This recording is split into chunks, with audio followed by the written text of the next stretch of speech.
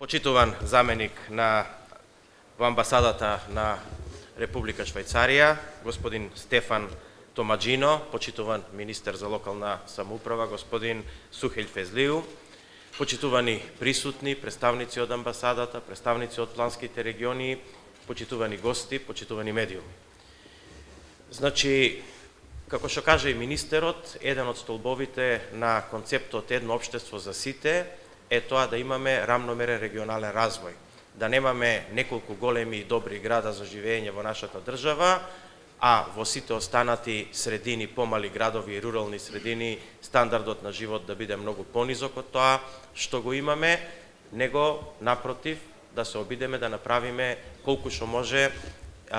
подобри услови за живот и во тие мали градови и рурални средини, или да направиме колку што е можно по еднаков стандард за живење и услови за живот на сите граѓани на територијата на нашата држава. Тоа е суштината и тоа е столбот на едно општество за сите. Во таа насока се вложени и напорите кои што ги прави владата, затоа оваа година 2019 вложивме 412 милиони денара во рамномерниот регионален развој, што е 38% повеќе од тоа што беше вложено во 2018 година, но тоа сепак не е доволно, ама од друга страна треба да кажеме и дека не се тоа сите пари кои што се вложуваат во рамномерниот регионален развој. Зошто? Заради тоа што преку министерствата, преку јавните предпријатија, преку акционерските друштва на владата и други пари се вложуваат во рамномерниот регионален развој. Па така, преку Министерството за образование се градат училишта на целата територија, преку Министерството за труд и социјална политика се градат градинки и старечки домови на целата територија, преку Министерството за здравство се реконструираат и градат болници на целата територија и тоа се исто така средства кои што се даваат за рамномерен регионален развој преку министерствата, а сакам да напоменам дека преку Министерството за транспорт и врски се градат исто така значи канализации и водоводи низ целата држава, а преку Министерството за земјоделие, преку програмата за рурален развој се градат патишта во вредност од некаде околу 40 милиона евра низ целата територија. Кога ќе ги собереме сите овие средства, ќе видиме дека многу повеќе од порано се трошат средства надвор од развиените плански региони. Не е тајна дека регионите 8 плански, колку што е поделена нашата држава, не се сите подеднакво развиени и најмалку развиен е североисточниот плански регион, а најразвиен е Скопскиот плански регион. И во таа смисла и средствата кои што ги одредивме во буџетот се отприлика распределени обратно пропорционално од ова. Значи, најмногу средства се доделени на заградба, значи, во овие региони кои што се помалце развиени, преку сите министерства, преку сите агенции, а најмалце нели во Скопскиот плански регион, кој што у принцип и така треба да биде за да направиме еден рамномерен развој на целата држава. За таа цел е и ова помош која што ја добиваме од швајцарската амбасада, односно од швајцарската држава, како и многу пати досега. Швајцарија покажува дека е исклучително значаен партнер на нашата држава и дека е исклучително поддржувачка во сите активности и пред се на граѓаните, е голем пријател на граѓаните на Република Северна Македонија, бидејќи Швајцарија е еден од најголемите донатори во нашата држава, ако се земе и моментално, но и историски уназад. Така и овој проект, значи, е еден само дел од континуитетот на помош, значи, кој што швајцарската влада и швајцарската држава го дава на нашата земја.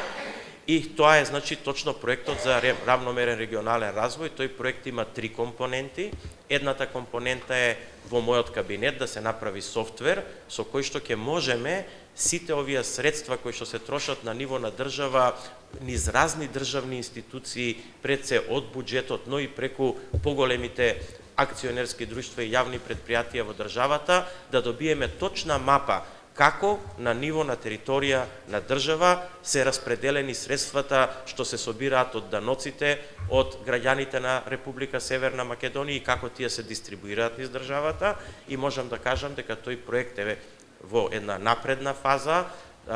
поставени се значи основите за софтверот и следи сега изработка на софтвер и јас сум оптимист дека тој проект ќе биде завршен во дадениот рок. Иначе целата ова програма е 3 годишна, во периодот од 2017 до 2020 година треба да заврши. А и другите две компоненти, едната од компонентите е да се даде помош, значи советодавна на планските региони како да ги подготвуваат своите проекти, и една од компонентите или третата компонента, што е исклучително важна, е компонентата за која што денеска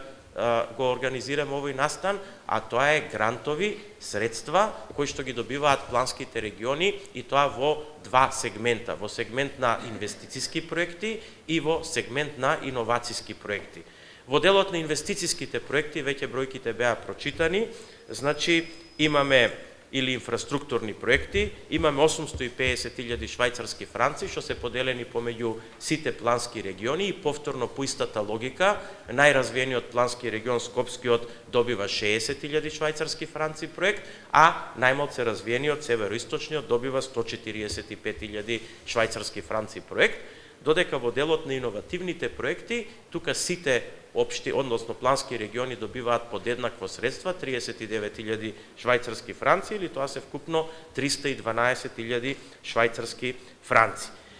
Практично целиот проект за кој што зборуваме, кој што е подпомогнат од швајцарската држава и влада, изнесува значи некаде околу 5.424.000 швајцарски франци, од кои